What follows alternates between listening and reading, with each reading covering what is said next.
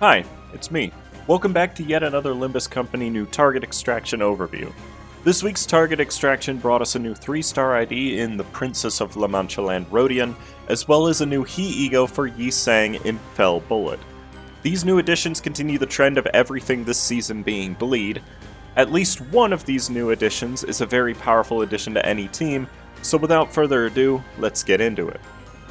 The Princess of La Mancha Land Rodion comes packing two brand new statuses, with the first, Blooming Thorn, being the first status effect to provide specific bonuses to specific units, and that's because parts of her kit can give it to allies. Blooming Thorn has a maximum of 10, increases defense level by 1 for every 2 that you have, up to 5, and whenever a unit with it gets hit, the stack is reduced by 1 and the attacker is inflicted with 1 bleed. On its own, this is not that impressive of a buff, but Rodion specifically can gain up to 30 of it in stages just like the other two Bloodfiend IDs that have been released. Rodion inflicts 1 more bleed and rupture potency with her skills for every stage above 1 that she has of Blooming Thorn, making her otherwise mediocre potency infliction for bleed into something that is much more discernible. The other status she introduces is called Festive Fever, a far more temporary buff that increases the damage you deal against bleeding enemies by 1.5% per stack, with a max stack of 10.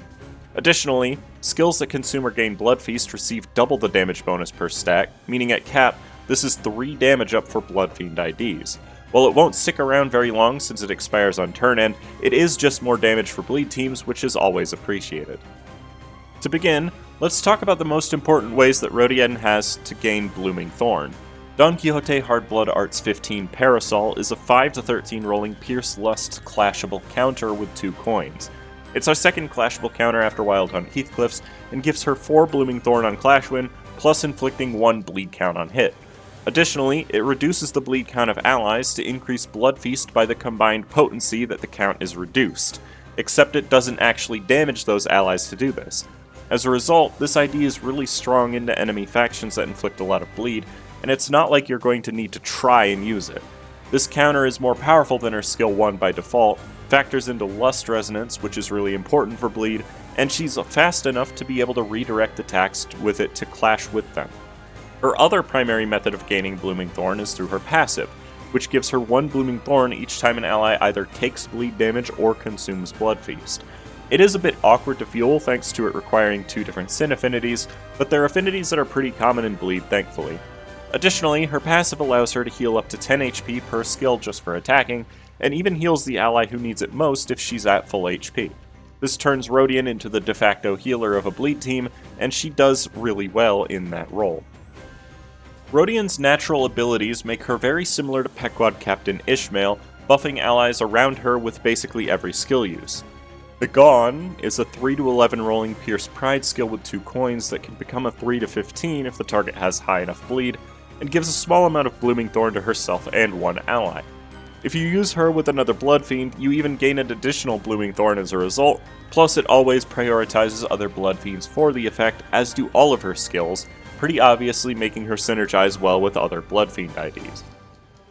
In Finely Ground Mistfall is a 4-16 rolling Pierce Envy skill with 3 coins, and can become a 4-22 if the target has enough bleed. This skill is her bread and butter, applying attack power up to herself and 1 other ally. If that ally is a Bloodfiend, you give 1 more attack power up to each, and this skill can activate twice per turn, making her a viable candidate for having an additional skill slot if you want to sacrifice using 1 Sinner per fight. Being able to buff allies to this extent is incredibly strong, and there's no situation where using this skill would be outshined by anything other than an E.G.O.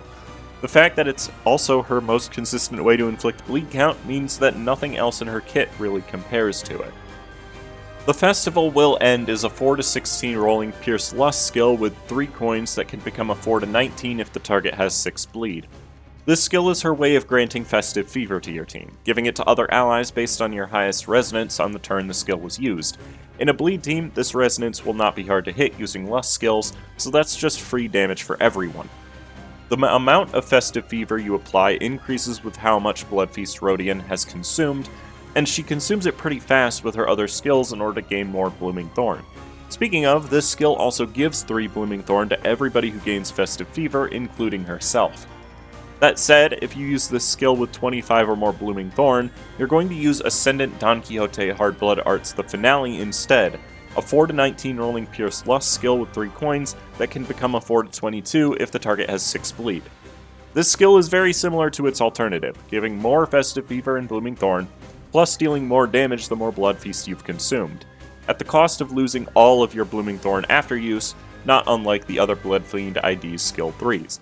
The main difference is that this skill naturally has 3 attack weight, making it incredibly strong in any encounter with multiple targets. Inflicting 2 bleed count to 3 different enemies is also a really nice bonus to the large amount of damage the skill will end up doing. Rodion can accumulate Blooming Thorn pretty quickly, so you should be able to use this skill once or twice in most regular fights. The support passive is ultimately not that useful. Reducing bleed potency and applying Blooming Thorn isn't bad, but considering how you need to fuel it and what IDs you would want to bring in bleed, I feel like it's not going to be more preferable than the support passive on Rodion's LCB Sinner ID. Rodion has 3 bleed E.G.O, and with the exception of 1 extraneous Wrath and Gloom resources, she perfectly fuels all 3 of them. I don't think there's a single ID in the game who synergizes with their own E.G.O better than Princess Rodion. Hex Nail is perfectly fueled, inflicts a lot of bleed and nails for more bleed count, and heals a large number of her allies. She fuels all 3 of the most expensive parts of Sanguine Desire. It's technically incredibly strong in bleed teams, allowing for a target with a lot of bleed to melt under their bleed damage, while also dealing a lot of bonus lust damage. And while what is cast is pretty average for an E.G.O, it is very cheap and deals a good amount of damage for what it is. Of course, we also received a new E.G.O this target extraction in the form of Fell Bullet Yi Sang. The Awakening is an 18 to 30 rolling Pierce Pride skill with 2 coins and 7 attack weight, which technically makes it the most consistent high damage E.G.O in the game. Except that it doesn't. You see, the way that this E.G.O works is that the first coin always hits an ally for massive damage, while the second coin damages the 6 other enemies that the skill is targeting. Except there's another caveat. If you don't kill the targeted ally with the first coin, the second coin only hits 1 enemy. It shouldn't come as any surprise that any E.G.O which relies on killing an ally to get bonuses, in this case 2 E.G.O resources and a bit of poise for 3 of your units, is at best situational and at worst completely useless. Credit where it's due, when being used at full potential, this E.G.O does hit pretty hard, but it almost certainly isn't worth sacrificing an ally to use, which is really unfortunate. At current, the best way to make full use of this is to field an LCB Sinner Sinclair who is level 1, or whatever low level you have him at, with Branch of Knowledge equipped to try and get a kill by sacrificing him. Of course, that means you need him in the fight until you can use the E.G.O, and he may just end up dying before you get a chance to use it. The passive is actually pretty solid, giving poise count when you get a kill. While Yi Sang has a couple IDs that really benefit from this, it's probably not worth chunking an ally just for a little bit of poise count, especially since he won't struggle for that in a proper poise team anyways. The corrosion for this E.G.O is a 30 to 14 rolling Pierce Pride skill with 2 coins. It has all the same problems the Awakening has, with the exception of it gaining additional damage bonuses, making it easier to actually get that kill with the first coin.